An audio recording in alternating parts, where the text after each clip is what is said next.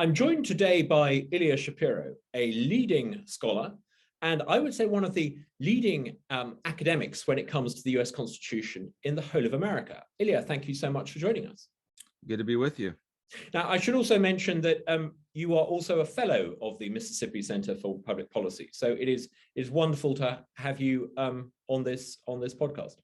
Yeah, I clerked for Judge E. Grady Jolly on the U.S. Court of Appeals for the Fifth Circuit. Lived in Jackson 20 years ago now, almost. And have been back many times. Have been an adjunct professor at the University of Mississippi Law School, and delighted to be involved with the MCPP and especially the Mississippi Justice Institute, the legal arm. Wonderful. Well, thank you so much for all that you do, and thank you so much for taking the time. You have congratulations. You've just got a new role with the Manhattan Institute. Tell us a little bit about that. Sure. This is, I guess, the culmination of what we're going to be talking about, my bout in controversy the last few months. But I'm about to go on vacation tomorrow with my family, actually, to Sicily for 2 weeks. But right when we get back, the 4th of July holiday, we throw a big party here for our neighborhood. And then the next day, I start my new role as Director of Constitutional Studies at the Manhattan Institute, a think tank based in New York, as you might expect by the name. I won't be moving there. I'll be heading up the Falls Church, Virginia office, as it were, and looking forward to continuing to file amicus briefs, as I did when I was with Cato for nearly 15 years, and being in the arena on national commentary on legal political issues. Now, that is the happy ending, if you like, but the unhappy story and the drama that we're going to talk about. You had been offered, I mean, it's quite an extraordinary story about intolerance, about a lack of free thinking on campus. You had been offered a role at Georgetown University, and you had, I think I'm right in saying, sent out a tweet that was perhaps at worst a little bit clumsy. But it made, I think, a valid point, which is that when Biden made appointments to the Supreme Court, he should do so on the basis of merit rather than on immutable characteristics. Tell us a little bit about what happened. Right. So I'd been at the Cato Institute ultimately as a vice president and director of constitutional studies. Decided I wanted to see if there was a way of making a different kind of impact in public affairs, looking for a new challenge. And so got an offer to join Georgetown's law school to become the executive director of the Center for the Constitution, which, as it turned out, I guess, as opposed to the rest of the law school, which is the Center Against the Constitution. But a few days before starting that role, when Justice Breyer's retirement leaked, I was commenting to the media and put up a blog post and things like that, because that's my area of expertise that I comment on. And that evening in my hotel room in Austin, Texas, I was engaged in not a best practice, doom scrolling through Twitter and getting upset by various commentary, and tweeted my criticism of President Biden's decision to limit his search for candidates for new justices by race and sex. He said he would appoint a Black woman. Nothing wrong with having a Black woman justice, of course, many qualified people for that. But I said, I think if I were a Democratic president, I would pick Sri Srinivasan, who's the chief judge of the DC Circuit, happens to be an Indian American immigrant, so also some identity politics benefit. But I said, given today's hierarchy of intersectionality, that won't work. And instead, we'll end up with, this is the key 3 words, a lesser Black woman. Now, of course, if you read that tweet with anything other than malice or bad faith, you can see that I was simply saying that, my choice is Judge Srinivasan. So everybody else in the universe is a worse choice or less qualified. And given Biden's restrictions, we would end up with a less qualified Black woman. But anyway, I went to bed after that, woke up, and there had been a firestorm on social media overnight. People calling for my head, screen capping my tweet. I took it down and said, look, didn't mean to offend anyone. That was inartfully drafted. There we go. Tried to get ahead of it, but it was too late. And ultimately, the dean of the law school, Bill Traynor, suspended me with pay, allowed me to join the center a few days later, my start date, but suspended me with pay pending investigation into whether my tweet violated policies on harassment and anti-discrimination. And it took the Legal Eagles more than 4 months to figure it all out. And ultimately, they didn't simply apply the very clear and very good free expression policy that Georgetown has. Instead, they looked at a calendar and saw, oh, I wasn't an employee when I tweeted, so those policies don't even apply to me. So I celebrated that technical victory in the pages of the Wall Street Journal. But then when I got the report from the Office of Inclusion, Diversity, Equity, and Affirmative Action, kind of an Orwellian name, with my lawyer, with Randy Barnett, the storied law professor who founded the center and was my boss, with my wife, who's a better lawyer than all of us, came to the conclusion that they were setting me up for a fall, and it was untenable for me to remain at Georgetown. They basically said, this report, that the next time I said something that offended someone or somebody complained that they felt uncomfortable, that would constitute a hostile educational environment. And there's no way that I could fulfill the duties for which I've been hired under that kind of circumstance, with that sort of Damocles hanging over my head. And so produced a 4-page resignation letter that I sent to the dean and then made public, and then summarized in another Wall Street Journal op-ed explaining the law school's illiberal position, their subjective mode of having a heckler's veto, that is, someone who doesn't like speech shuts down the speaker, and giving examples of obvious situations that not just could, but will arise when I'm talking about a Supreme Court opinion or teaching a class about a sensitive legal issue, that clearly somebody is going to at least claim offense, and away we go back to the Star Chamber.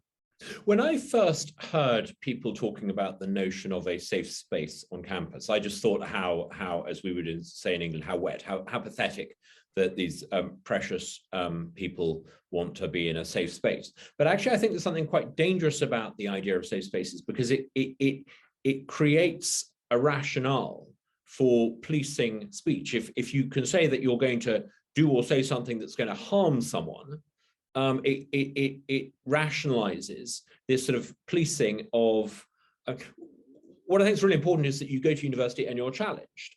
You should be challenged as a student at university. It's kind of why you're there. But to create an environment where you have this determination to find and police safe spaces, that more or less precludes anyone saying anything of interest or controversy or challenging to anyone, doesn't it? It really shuts down civil discourse. It narrows what's known as the Overton window, the range of permissible policy and other views, and enforces a rigid orthodoxy that punishes deviation. And that's what's really different now from the age-old complaint about, well, universities are too left-wing, or professors are too liberal or progressive. I graduated college nearly 25 years ago, graduated law school nearly 20 years ago. And I don't think the ratio of liberal to moderate to conservative faculty or students has really changed all that much. But what has changed is this administrators kowtowing to the radical left in enforcing this rigid orthodoxy. So speech certainly is chilled. Students do self-censor. They punish each other. It's kind of Maoist. They have struggle sessions of various kinds if you're not with the program, as it were. And again, the growth of bureaucracies is really what has created this. There, in many universities, there are now more administrators than faculty. And within that bureaucracy, especially the explosion of DEI, diversity, equity, inclusion offices, which, again, in an Orwellian sense, subvert intellectual diversity, prevent equal opportunity, and exclude any dissenting voices. They're almost the antithesis of that. Yeah, they stifle diversity, and they certainly don't include someone who, like you, has something interesting to say. But here's the thing: I can understand why, in a sense, your and congratulations on the new role. In a sense, your gain in not going there is their loss. They would have been fortunate to have you, Georgetown, and they haven't. I can understand why you have chosen not to go through with being at Georgetown, but why would a student, why would someone wanting to spend hundreds of thousands of dollars of their own money, which they're going to have to pay back, to go to an environment where it's run by compliance obsessed, two-dimensional administrators who wouldn't know what a diverse thought was if it met them? There are better and worse places. I think Georgetown is particularly this way, which I didn't think I was naive going in, but I hadn't realized exactly how rotten the core of the law school was. I can't in good conscience recommend to a law student to go to Georgetown. There are some places that are better and worse. We saw Yale get embroiled in lots of scandals. If you're that high flying that you can get into the very top law schools, I would suggest going to Chicago or even Harvard over Yale, for example.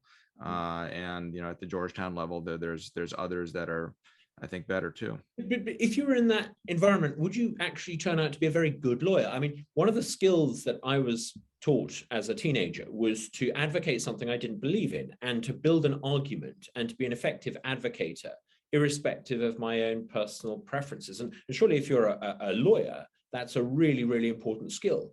But if you go to law school and you don't even have to engage with ideas that you find disagreeable, how on earth could you possibly be a good lawyer?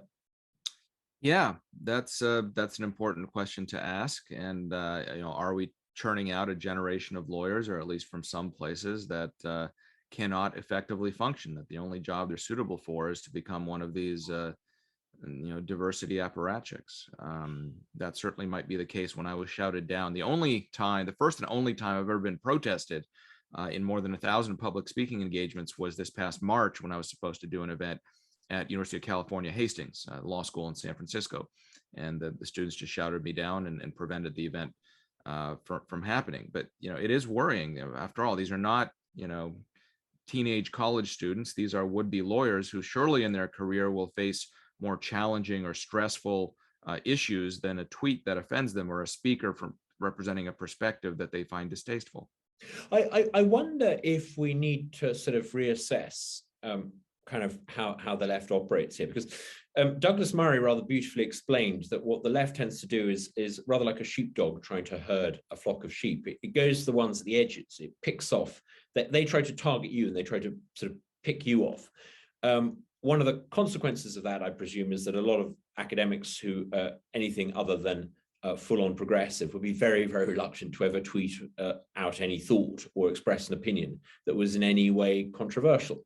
So in effect, they have an impact out of all proportion to they shift the flock. This means that we sort of we find ourselves bullied.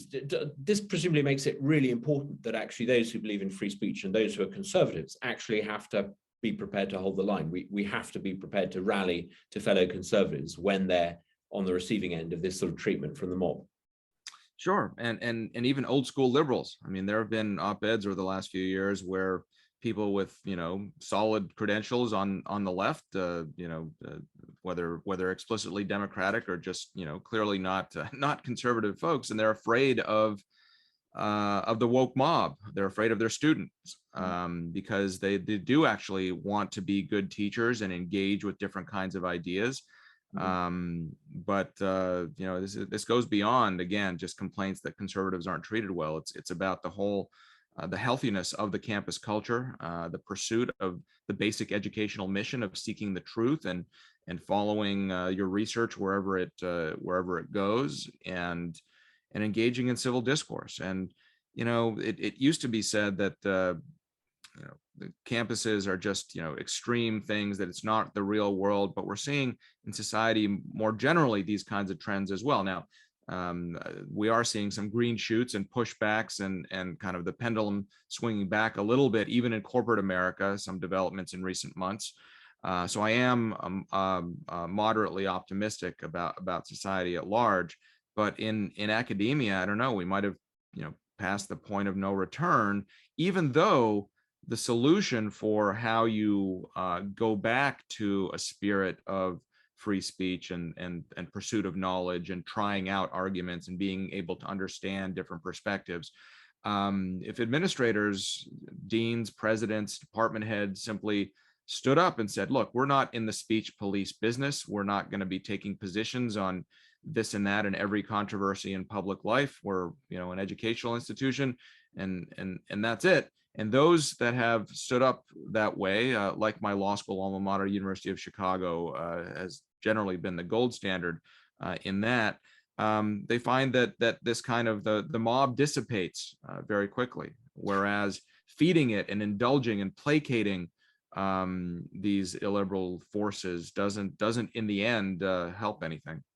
And of course, a university could always invite members of the mob to go elsewhere. I mean, it's a privilege to go to many of these institutions, and so presumably, if you're a student there and you don't think you've got anything to learn from the faculty, and you're not willing to listen to different ideas, you could always go elsewhere.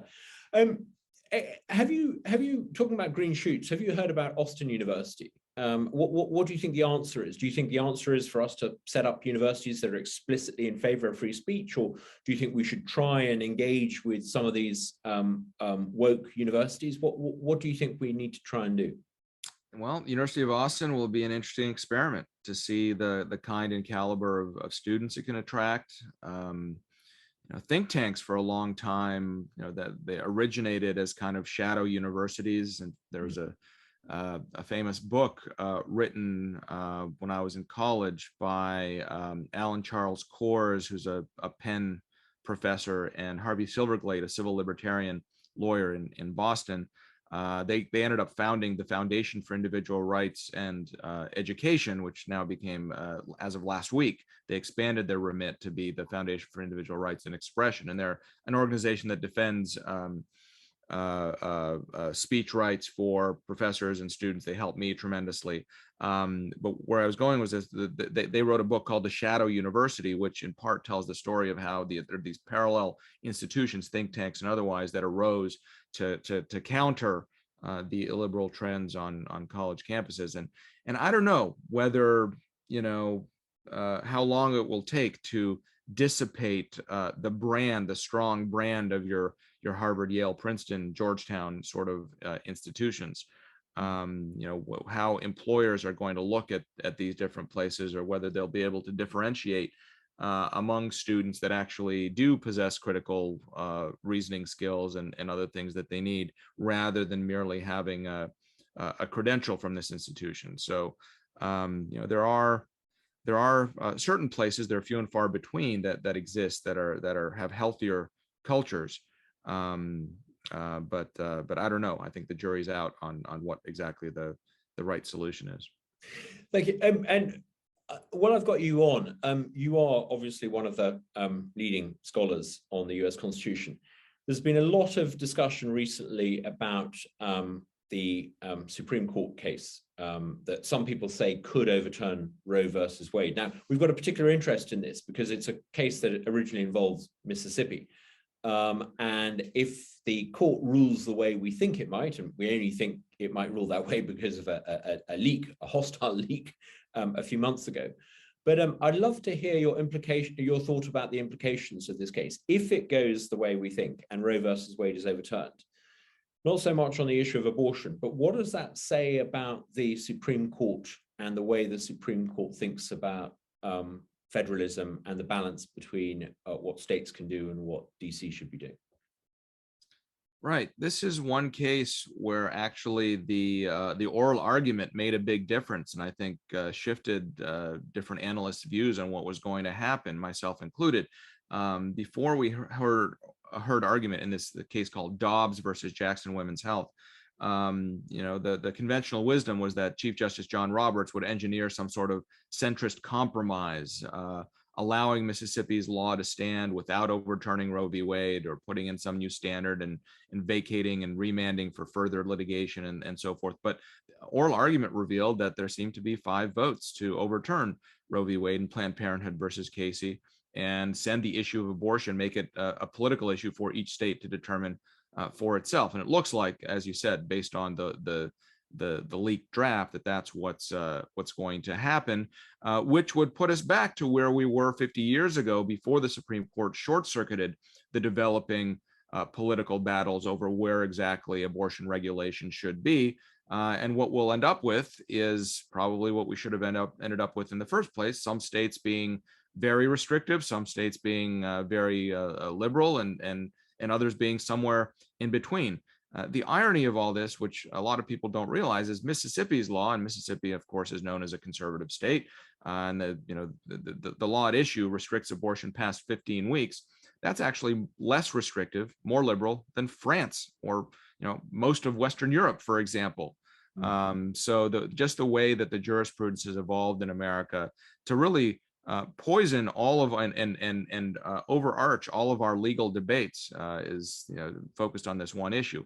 The one consequence I hope will happen is that this, by no longer being at the forefront of our Supreme Court and constitutional thought, we can have a healthier discourse about the proper role of judges and all the rest of it. So in the short term, there's going to be political battles that have already started in state legislatures and things like that. But the way that this might impact other concerns, federalism or other types of individual rights, there's been a lot of ink spilled on that. But Justice Alito's draft opinion says, and I think this is right, that abortion is different than other types of, say, privacy concerns, whether it's the use of contraceptives or other things that consenting adults do in the privacy of their own homes. Whether it's, some people say that interracial marriage might be prohibited. Now, first of all, there's no political movement to ban interracial marriage anywhere. I don't think Justice Thomas would want to criminalize his own marriage, or say Mitch McConnell, the Republican Senate leader, would want to criminalize his own marriage. So that's a bunch of hot air, to say the least. But the reason abortion is different is because at a certain point, there is a second human being with rights. And where that point is, whether it's birth, conception, first trimester, second trimester, quickening, ensoulment, that's a very serious question, of course, but it's not a legal one. It's a philosophical, theological, scientific, and thus ultimately political one that each polity, each state will be deciding for itself. That's very different from consenting adults doing what they want to do, and arguments about morality and so forth. That's a little more abstract than actually at a certain point having a second human being whose rights are at issue. If we end up in a situation where, when it comes to abortion, Maryland and Massachusetts and Mississippi can do their own thing, and frankly, if you really find it objectionable, you can always kind of move state. If you do that on the issue of abortion, what other areas do you think the court might at some point return back to the states? Well, I don't think it's so much on on issues of individual rights, and the federalism comes in a little differently when we're talking about government powers rather than the scope of federal constitutional protections for individual rights. So the power of the federal government over whether it's healthcare or education or different kinds of financial regulations, say, these kinds of issues, whether the Constitution gives Congress the power to do something in a given area, that's a different area of law, and certainly the court is showing signs of being willing to enforce federalism a little more there. But in terms of individual rights claims, there's nothing quite like abortion. There's a Second Amendment case, a gun rights case at the court this term, and the justices will likely, for the first time in 14 years, say more about the scope of the right to keep and bear arms. But again, that's not so much. I mean, it works out in federalism in the sense that it will show what the ceiling is for what the greatest restriction that any state can put in, but you'll still have variation beyond that, because the way we conceive of individual rights is that citizens, people have the right to exercise their freedoms in various ways until the state has a strong enough interest in regulating or restricting that in some way. It's a slightly different jurisprudential architecture than the delineation of powers, states versus the federal government. On a very final note, one of the striking things about American politics today is how much attention people give to the composition of the Supreme Court. And it's almost as if that matters as much as elections to the Senate or the balance of power within the House of Representatives. Do you think when the founders came up with this idea of a Supreme Court, they envisaged that one day you would have judicial activism, one day you would have, in effect, judges making decisions that would be otherwise left to the legislature? If there is judicial activism beyond what anyone envisaged, what can we do to What can we do to take a step back from this uber politicization of the judiciary? Well, I think the founders certainly envisioned a court strong enough to rule on whether the laws that the new government they were creating produced, whether they were constitutional. And then with the second founding, the 14th Amendment post-Civil War, transforming our constitutional structure such that the federal constitution now protected individual rights against the states. They certainly envisioned an active court and an active Congress protecting those individual rights. What's happened and why there's all this hullabaloo over the composition of the court, the size of the court, all of these sorts of issues, is because you've had an accretion of power, a centralization of power in Washington, and within Washington, within the federal government, a shifting of that power towards the executive branch, which administrative agencies, deputy undersecretaries of such and such can't be unelected. They can only be sued when they do something. And so that throws more and more important political controversies into the courts, such that the Supreme Court every June is deciding half a dozen of the major political issues in the country, which is not a healthy thing.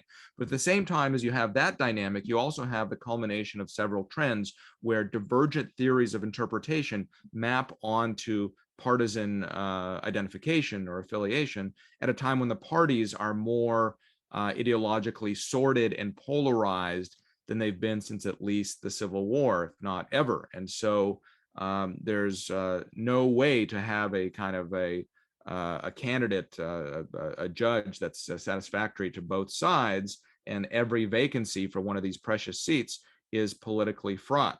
So the only way to undo this, the only way to lower the tension, isn't to fiddle around the edges with there are good arguments for term limits, say, or how to conduct hearings or whatever, but all of that is addressing the symptoms. The underlying problem is the politicization not of the process but of the product. And so decrease the power of the court, have more decision making at the state level and in Congress rather than in executive branch agencies, and you will make the court less important. You will make these fights less heated. I mean, I think the United States is the only country where people know the names even of Supreme Court justices. I hadn't appreciated that before, actually. The idea you've very articulately put forward, which is that this is a consequence of the growth of the administrative state in DC, and that's the root cause of the problem. Yeah, no, that's a great insight. Thank you for that. Sure. Yeah. Well, and my book, you can read more about that dynamic. My book, Supreme Disorder, Judicial Nominations and the Politics of America's Highest Court. You can see some of it over this here. That's the hardcover, which is now available for cheap because the paperback is coming out in 2 weeks with an update for the last 2 years. So the confirmations of Amy Coney Barrett and Ketanji Brown Jackson. That's coming out July 5th, available for pre-order now.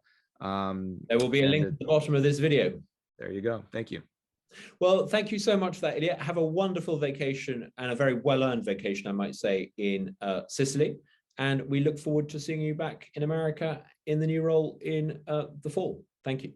Well, in the summer, I'm going to come back tanned, rested, and ready to be back in the arena. Wonderful. And please do come to Mississippi. We would love to host you here in Mississippi. We have a very active speaking club. A couple of hundred people come to each event. Do please come along. We'd love to. That we might wait till the fall, given as I know how hot it gets in the summer. Wonderful. Thanks. All the best. Take care.